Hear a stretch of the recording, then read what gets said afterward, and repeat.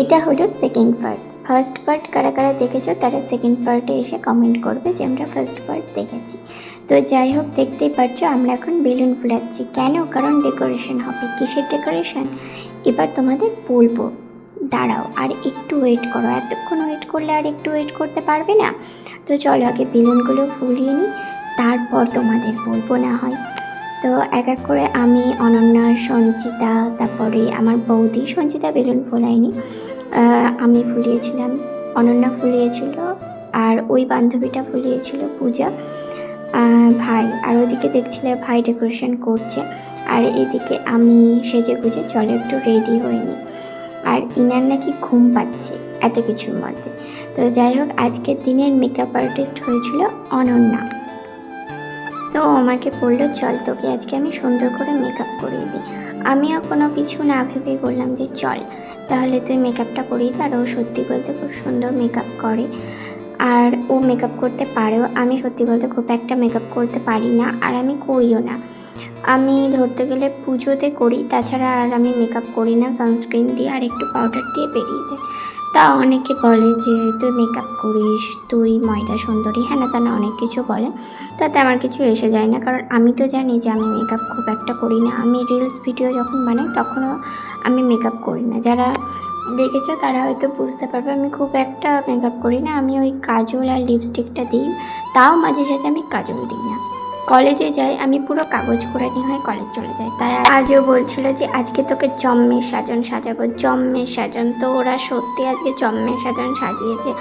আর এখানে আমার মা বলছিল যে বিয়েতে আর মেকআপ আর্টিস্ট নেব না, অনন্যাকেই বুক করবো আমরা। আমি বললাম ঠিক আছে তাই করো। আর সত্যি বলতে মেকআপটা আমার অনেক অনেক অনেক পছন্দ হয়েছিল। লাভ ইউ সোনা, অনন্যা জানু।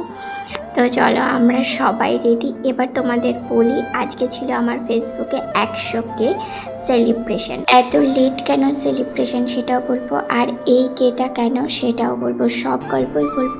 চলো আগে আমরা ছবি তুলে নিই। তোর জোরে এখানে ছবি তোলা চলছিল, সবাই এক এক করে ছবি তুলে নিয়েছিল। আর এখানে মা, ভাই, দাদা সবাই বসেছিল। তো ছবি তোলা কমপ্লিট হয়ে যাওয়ার পর তারপর ছিল একটা সুন্দর জিনিস, মানে আমার জন্য সারপ্রাইজ। এটা সত্যি আমি ভাবিনি, কোনো দিনও ভাবিনি।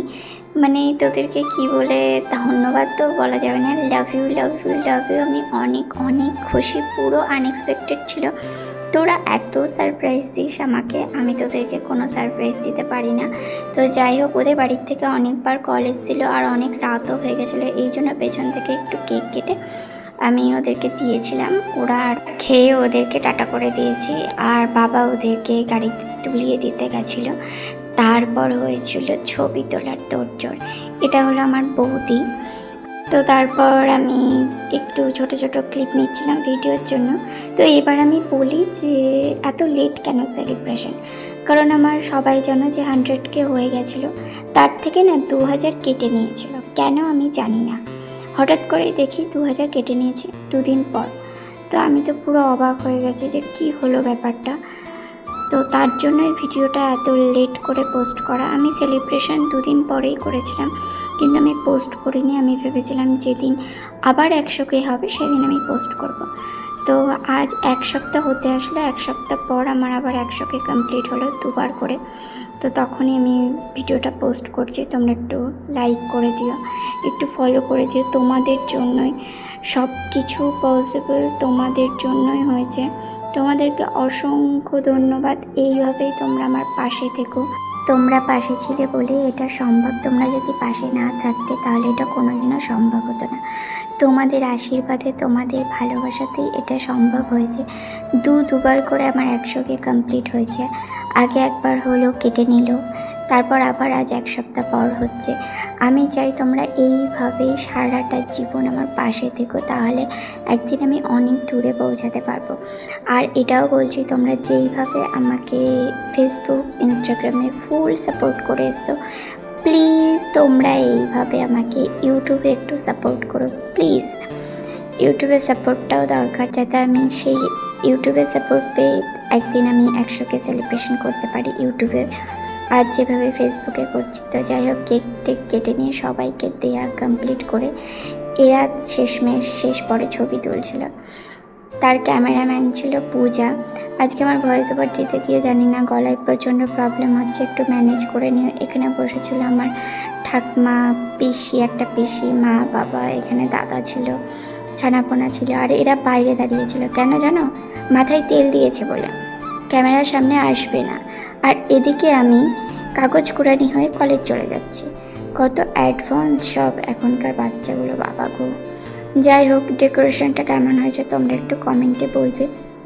এবার তোমাদেরকে বলি কেকের গল্প। আমি অনেক কেক খুঁজেছি, তারপরে কৃষ্ণনগর, সান্নাল মার্কেট, মিও আমল সিটি সেন্টার, আরও অনেক জায়গায় কে খুঁজেছি, কে পাইনি। লাস্ট মোমেন্টে আমরা ওই করেছি, শোলা কেটে অফ দিয়ে ওটা করেছি। প্লিজ তোমরা একটু ম্যানেজ করে নিও। আর আজকে আমার ভয়েস থেকে এত কষ্ট হচ্ছে কেন জানি না, গলাতে প্রচণ্ড প্রবলেম হচ্ছে, তোমরা একটু যাই হোক ম্যানেজ করে নিও। লাস্ট মোমেন্টে আমি এর সঙ্গে একটা ভিডিও করেছিলাম, সেটা তোমরা আমার ইনস্টাগ্রামে, ফেসবুকেও দেখতে পাবে। এবার তোমাদের ঘরের অবস্থাটা দেখাই। এই যে ঘরের অবস্থা। আর এই ভাইটা মিসিং ছিল, মানে ও পড়তে গেছিলো। আর একটা দাদা ছিল, মানে আমার একটা দাদা, সে কাজে গেছে, সেও ছিল না। সে হয়তো আবার 200কে সেলিব্রেশনে থাকবে। এই যে কে এখানে উল্টে পড়ে আছে, এইখানে একটা 0 পড়ে আছে। আর আমার বেস্ট গিফট হচ্ছে এইটা, এটা আমার অনেক পছন্দ হয়েছে। মনা, লাভ ইউ তোমাদের। আমি এই গিফটটা অনেক যত্ন সহকারে রেখে দেবো, তোমাদের কোনো টেনশান নেই। যাই হোক, তোমরাও বলবে কমেন্টে গিফটটা কেমন হয়েছে। আমি ভাবিনি এটা। যাই হোক, দেখো গিফটটা এইখানে আমি অনেক যত্ন করে রেখে দিয়েছি। তোরাও দেখ মনা, যে আমি আমার ঘরে গিফটটা রেখে দিয়েছি। এটা হচ্ছে আমার ঘর, আর এটা হচ্ছে আমার নিজের বাড়ি। আর এতদিন যেই ব্লগগুলো দিতাম সেটা হচ্ছে আমার দিদা বাড়ি। এই যে একটা শূন্য করে আর একটা শূন্য ওইখানে, তারপর আমি এইভাবে বেলুনগুলো ফাটাচ্ছি। মানে কাজ না পেলে মানুষ কী করে। যাই হোক, সব কমপ্লিট, তো বেলুন ফাটাবই। ভিডিওটা এখানেই শেষ করছি। ভালো লাগলে একটা লাইক, কমেন্ট, শেয়ার করে